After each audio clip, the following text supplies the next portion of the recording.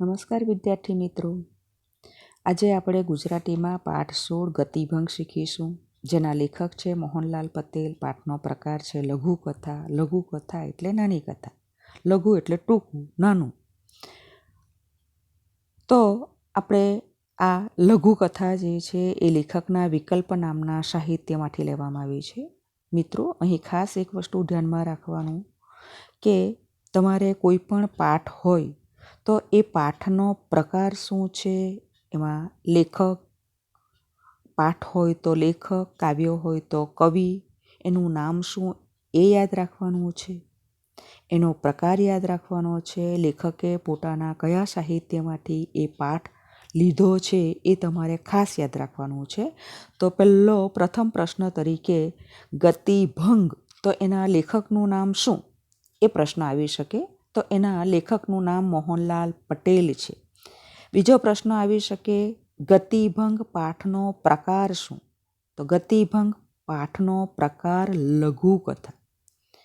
ત્રીજો પ્રશ્ન આ રીતે આવી શકે કે ગતિભંગ લઘુકથા લેખકના કયા સાહિત્યમાંથી લેવામાં આવી છે? તો એનો જવાબ આવે છે કે આ લઘુકથા વિકલ્પ નામના સાહિત્યમાંથી લેવામાં આવે છે. આ 3 પ્રશ્નો જે છે એ તમારે ખાસ યાદ રાખવાના. દરેક પાઠનું, દરેક કાવ્યનું આટલી વસ્તુ તમારે યાદ રાખવાની જ છે. બરાબર? તો હવે આપણે જોઈશું કે ગતિભંગ, ગતિ એટલે વેગ, ઝડપ, એનો જે ભંગ થાય છે, અહીં ચાલવાની ગતિનો ભંગ થાય છે, એની વાત અહીં મોહનલાલ પટેલે કરી છે. તો પહેલાં તો આપણે એ જોઈ લઈએ કે લઘુકથા એટલે શું. તો કથા સાહિત્યનું લઘુ સ્વરૂપને લઘુકથા કહેવામાં આવે છે. લઘુ એટલે એકદમ નાની વાર્તા. તો પહેલાં માહિતી મેળવી લઈએ. તો મિત્રો જુઓ, અહીં તમને આપ્યું જ છે. બીજા પેરેગ્રાફમાં જુઓ કે કથા સાહિત્યનું લઘુ સ્વરૂપ એટલે લઘુકથા. નવલકથા કોને કહેવામાં આવે? તો નવલકથામાં નાયક અને નાયિકાના સમગ્ર જીવનનું વર્ણન હોય છે. ટૂંકી વાર્તા, ટૂંકી વાર્તાને નવલિકા પણ કહેવામાં આવે છે. તો એમાં નાયક કે નાયિકાના જીવનનો એક મહત્વનો પ્રસંગ કેન્દ્રમાં હોય છે.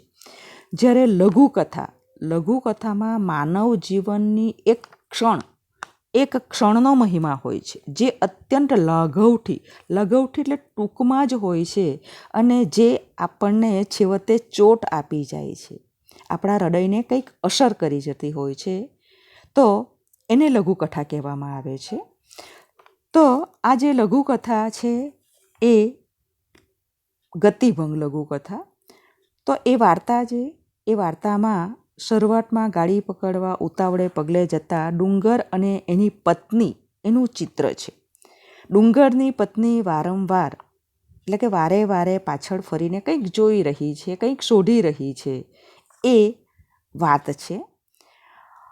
માતાને ચાલતા ચાલતા એક કેમ કંઈક શોધી રહી છે? તો એ ચાલતા ચાલતા પોતાની મૃત્યુ પામેલી દીકરીના પગલાંની છાપ જે છે, એવી છાપ એને દેખાય છે, અને એને લાગે છે કે આ પોતાની જ દીકરી, એના જ પગલાંની છાપ છે, અને એને કારણે પોતાની દીકરી જે મૃત્યુ પામી છે, એની જે વેદના એ એને ઘેરી વળે છે. આગળ એ જઈ શકતી નથી, એને ચાલવાની ગતિ, એનો ભંગ થાય છે, એની ઝડપ જે છે એ ઓછી થઈ જાય છે. તો એ ઝડપ ઓછી થવાનું કારણ શું? તો પોતાની પાછળ મૃત્યુ પામેલા દીકરીના પગલાંની છાપ, એને કારણે જ એની ગતિ ભંગ થાય છે. પરંતુ મિત્રો, અહીં લેખક મોહનલાલ પટેલે એક જ ગતિભંગ એટલે કે ચાલવાની ગતિનો જ ભંગની વાત નથી કરી.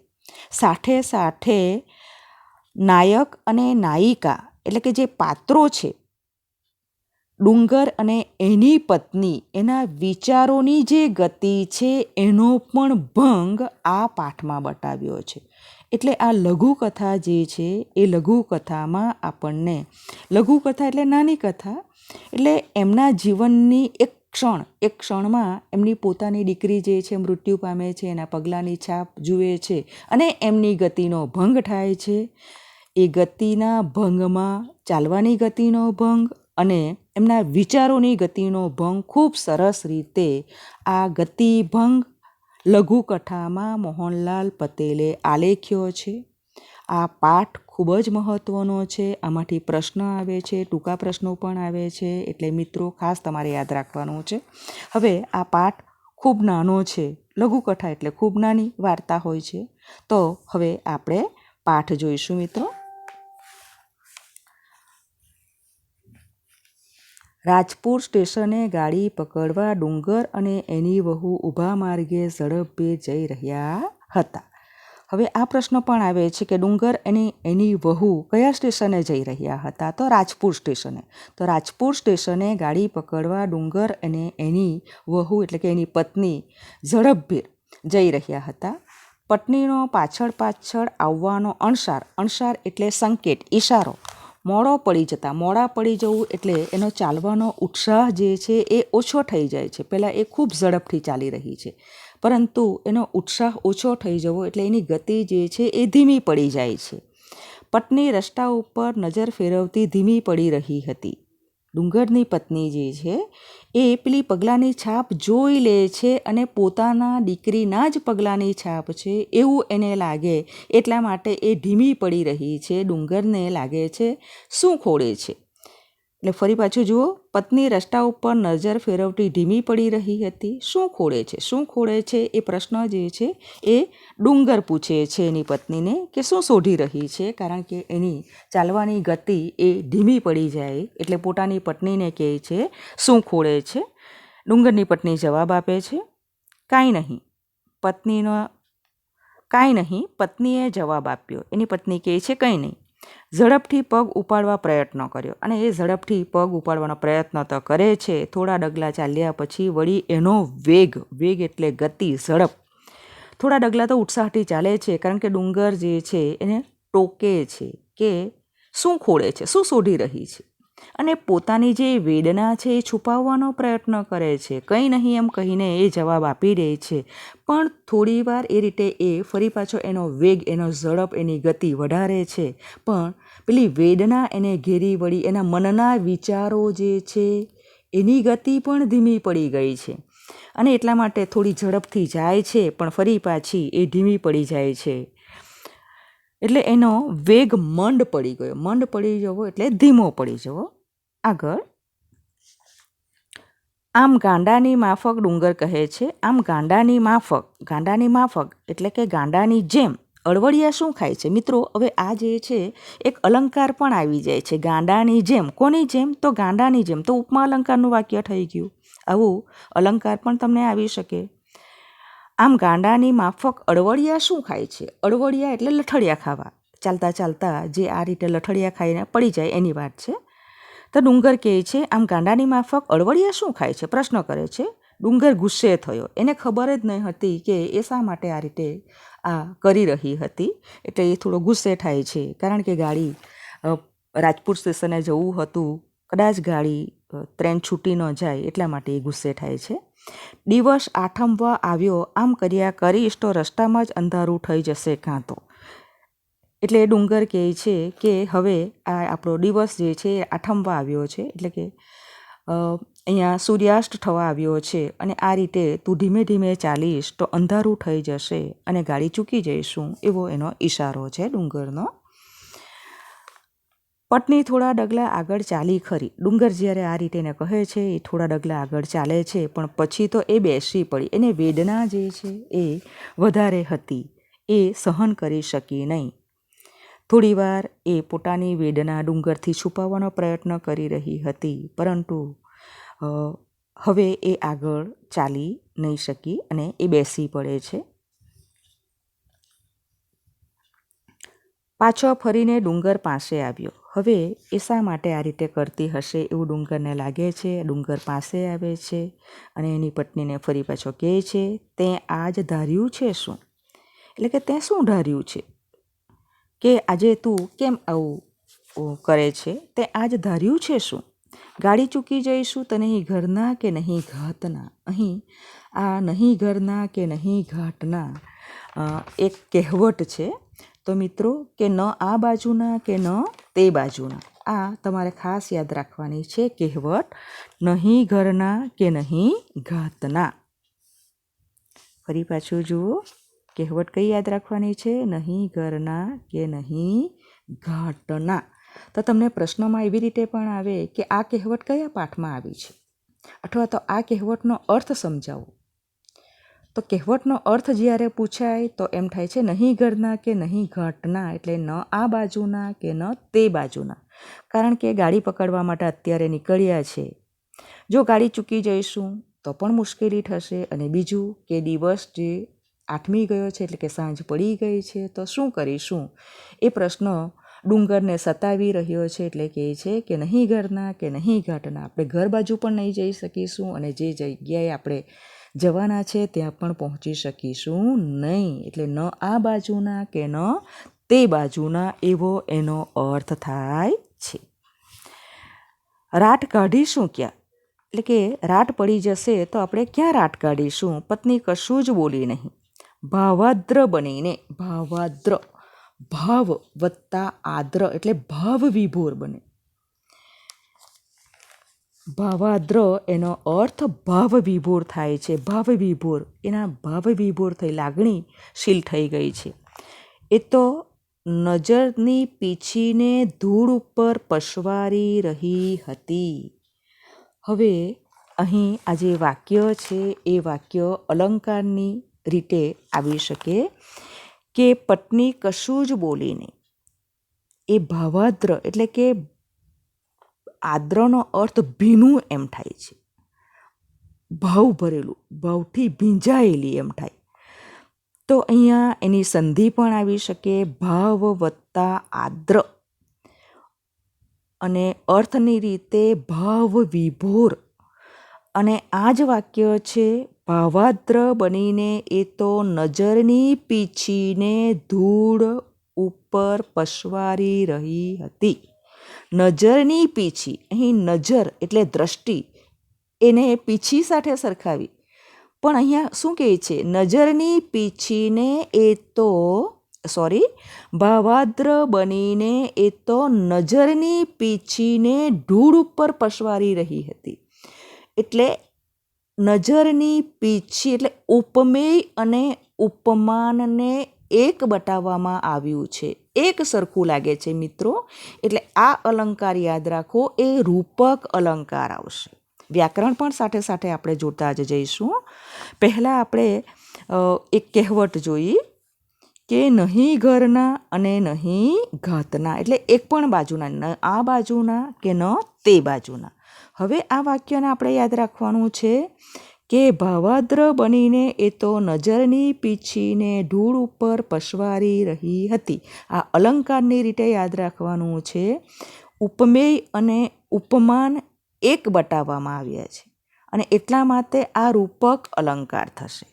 આગળ મેં તમને કીધું કે ગાંડાની માફક, ગાંડાની જેમ, અડવડિયા એટલે જેમ આવે. કોની જેમ? તો ગાંડાની જેમ આવે છે. તો એ ઉપમા અલંકારનું થાય છે.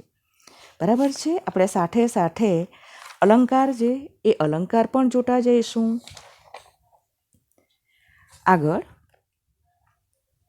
તો ડુંગરની પત્ની જે છે એ પોતાની નજરથી પેલી પગલાંની છાપ જે છે એ છાપને જુએ છે, અને પોતાની નજરરૂપી પીછી એ જાણે ધૂળ ઉપર પસવારી રહી હતી. જોયું એ બોલી. જોયું ડુંગરને કહે છે, જોયું એ બોલી. હવે એ શું કહેવા માંગે છે ડુંગરને ખબર પડતી નથી. એટલે કહે છે શું? મને તો કંઈ દેખાતું નથી. એ ધૂળ ઉપર કે શું કંઈક બતાવી રહી છે, પણ ડુંગર કહે છે શું? મને તો કંઈ દેખાતું નથી. પત્ની આંગળીનો છેડો છેક જમીન પાસે લઈ ગઈ. પત્ની આંગળીનો છેડો, એનું આંગળી જે છે એનું છેડો એટલે પેલું તેરવું આગળનો ભાગ, એ છેક જમીન પાસે લઈ જાય છે. જમીન પાસે બતાવવાનો એ કંઈક પ્રયત્ન કરી રહી છે, અને કહે છે એક ઘટેલી પગલાંની છાપ એ બતાવી રહી હતી. તો ઘાટેલી એટલે સુંદર ઘાટવાળી. હવે ધૂળ હોય છે, એ ધૂળમાં આપણે પગલું મૂક્યું હોય તો એ પગલાંની છાપ પડતી હોય છે. એવી ઘાટેલી એટલે કે ખૂબ જ સુંદર ઘાટવાળી એ છાપ એ બતાવી રહી છે. છાપ એ બતાવી રહી હતી આપણી બબલીની જ પગલી જાણે. હવે મિત્રો આ પણ યાદ રાખવાનું છે, આ વાક્ય પણ જો, આપણી બબલીની જ પગલી જાણે. જાણે, રખે, શકે એવું આવે. આ જે વાક્ય છે એ અલંકાર છે અને એ અલંકાર જાણે આવે છે ને જાણે, રખે, શકે એ જ છે એમ નથી કહેતી. એ બબલીની જે પગલી છે એ જ જાણે છે.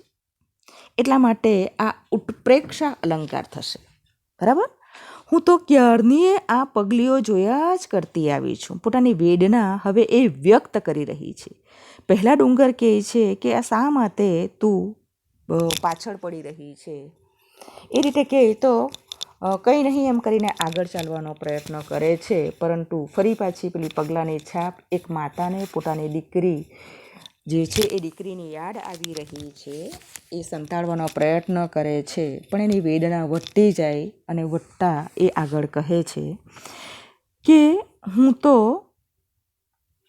ક્યારની આ પગલીઓ જોયા જ કરતી આવું છું. બરોબર એ જ પગલું, આંગળીની બોર જેવી જ છાપ.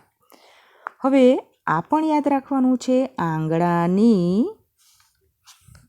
આંગળાની બોર જેવી જ. જેવી શબ્દ અહીંયા આવ્યું એટલે કોના જેવી? તો આંગળાના જે બોર. અહીંયા બોર આંગળાનું આપણું પગલું હોય છે, પગની પંજો, એનો આગળનો ભાગ જે છે એ ભાગ જો ધૂળમાં પડે તો ગોળ ગોળ એ રીતનું. તો જે રીતે બોર ગોળ હોય તો બોર સાથેની સરખામણી કરી છે તો કહે છે આંગળાની બોર. આંગળાની બોર એટલે આંગળાનો આગળનો ભાગ એના જેવી જ છાપ. એની દીકરીના પગલાંની છાપ પણ આવી જ હતી. તો આ ઉપમા અલંકારનું વાક્ય થશે આંગળાની બોર જેવી. જેવું, સમ, સરીખું, સદ્રશ, તુલ્ય, પેઠે, માફક પ્રમાણે. આ રીતે ઉપમાવાચક શબ્દો આપવામાં આવે છે. અહીંયા જેવી આપવામાં આવી છે કે એના જેવી જ છાપ છે, એટલે પોતાની દીકરીના પગલાંની જ છાપ એવું એ ડુંગરને કહી રહી છે. આગળ જોઈએ. ડુંગર કહે છે ગાંડી એવા પગલાં તો ઘણાએ હોય, લે ચાલ. હવે એ પોતાની પત્નીની વેદના સમજી ગયો છે અને એટલા કારણે કહે છે કે આવા પગલાંની છાપ તો ઘણાની હોય. ચાલ ગાંડી આગળ ચાલ, આવા તો ઘણા બધા, અને મોડું થઈ જશે. જ્યાં નીકળ્યા છે ત્યાં મોડું થઈ જશે એનું એ તરફ એ ઈશારો કરે છે. બાળકના પગલાંની છાપ જોઈ. હવે ડુંગર પણ એ છાપ જુએ છે. મૃત સંતાનની સ્મૃતિથી હાલી ઉઠેલી ડગી ગયેલી પત્ની પ્રત્યે સહાનુભૂતિનો બોલ પતિએ કાઢ્યો. હવે એ પણ એક પિતા છે. એ પિતાને પણ દુઃખ તો હોય છે, પરંતુ એ કહી શકતો નથી. પરંતુ પોતાની પત્ની પ્રત્યે એ હમદર્દી, સમભાવ દર્શાવે. પોતાને પણ એ લાગણીનો અનુભવ થયો છે.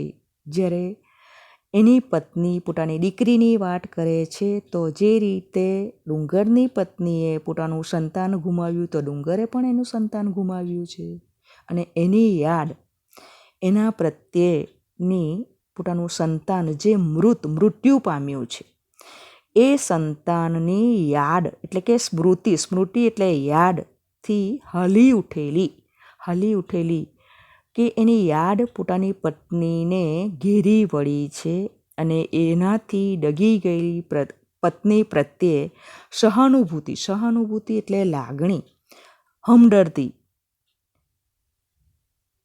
નો બોલ એ કાઢે છે.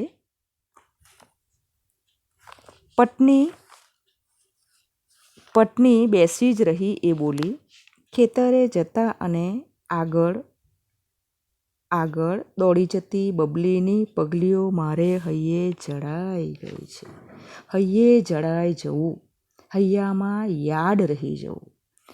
એ લોકો જ્યારે ખેતરે જતા હશે તો પોતાની દીકરી પણ સાથે સાથે જતી હશે અને ખેતરે જતાં આગળ ને આગળ દોડી જતી પોતાની દીકરીની પગલીઓ, દીકરીનું નામ છે બબલી, યાદ રાખજો. બબલી નામનું પાત્ર જે છે એ કયા પાઠમાં આવે છે? તો ગતિભંગ પાઠમાં આવે છે. એ રીતે પણ તમારે યાદ રાખવાનું છે.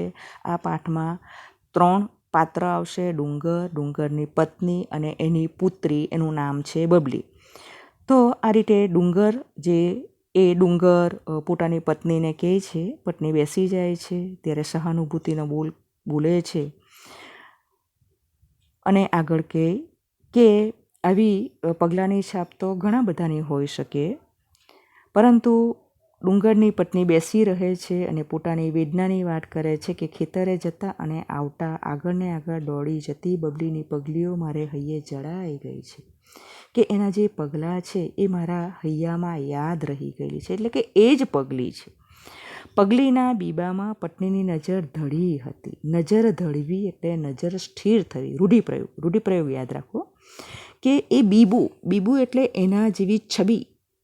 આપણે કશું પણ હોય, બીબું હોય તો એના જેવું જ હુબહુ ચિત્ર આપણે મૂકીએ તો પડે છે. તો આ બબલીના જે પગલાંની છાપ હતી એના જ જેવી હુબહુ પગલાંની છાપ એમાં એ ડુંગરની પત્નીની નજર ધડી હતી. નજર ધડવી એટલે નજર સ્થિર થવી. ડુંગર એકવાર પત્નીના મુખ સામે જોઈ રહ્યો અને પછી પોતાની નજર ગગનના કોઈ માર્ગ તરફ વાળી લીધી. હવે ડુંગરને પણ પોતાની મૃત પુત્રીની યાદ ઘેરી વળી છે. એ બતાવતો નથી, પણ એ યાદ, એ જે દુઃખ છે એને પણ અસર દુઃખે કરી, એટલે કે એને પણ દુઃખ થયું છે. અને એ ગગન તરફ, આપણે કશું જ કંઈક દુઃખની વાત કરી હોય ત્યારે આપણે ઈશ્વરને, પરમાત્માને યાદ કરે છે. અને આપણે એક રીતે વિચારીએ છીએ કે કોઈ પણ માણસ મૃત્યુ પામે એટલે સ્વર્ગમાં જાય છે અને આપણે એમ જ વિચારીએ છીએ કે સ્વર્ગ જે છે એટલે કે આકાશ તરફ દ્રષ્ટિ થાય છે. તો ડુંગર પણ અત્યારે ગગનના કોઈ માર્ગે, ગગન એટલે આકાશ, અર્થ યાદ રાખો, આકાશના માર્ગે પોતાની દ્રષ્ટિ એ તરફ એણે વાળી લીધી. બંને જણા સ્થિર થઈ ગયા. એટલે કે ડુંગર પણ કશું બોલતો નથી અને એની પત્ની બંને કશું જ બોલતા નથી. આગળ જોઈશું મિત્રો.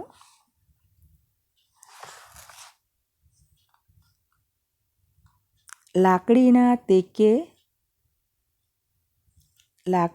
તેકે ગગન તરફ મોં કરી ઊભા રહી ગયેલા પતિને જોઈને પત્ની સાવધ બની ગઈ. સાવધ એટલે હોશિયાર. અત્યાર સુધી પોતાની દીકરીના દુઃખમાં ડુંગરની પત્ની સરી પડી હતી, પણ એ જ માર્ગે એના પતિ ડુંગર પણ સરી પડ્યો છે એવું એને લાગે છે.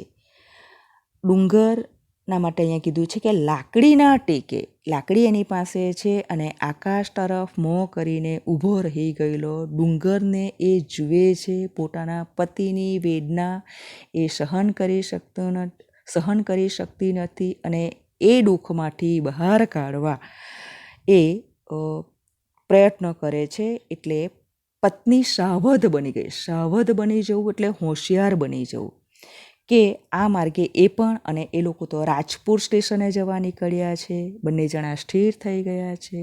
જેવી રીતે ડુંગરની પત્ની પોતાની મૃત દીકરીની પગલીની છાપ જોતા જે વેદના અનુભવી રહી હતી એ જ વેદના અત્યારે ડુંગર પણ અનુભવી રહ્યો છે. બંને જણા એકબીજાને કશું જ કંઈ કહેતા નથી.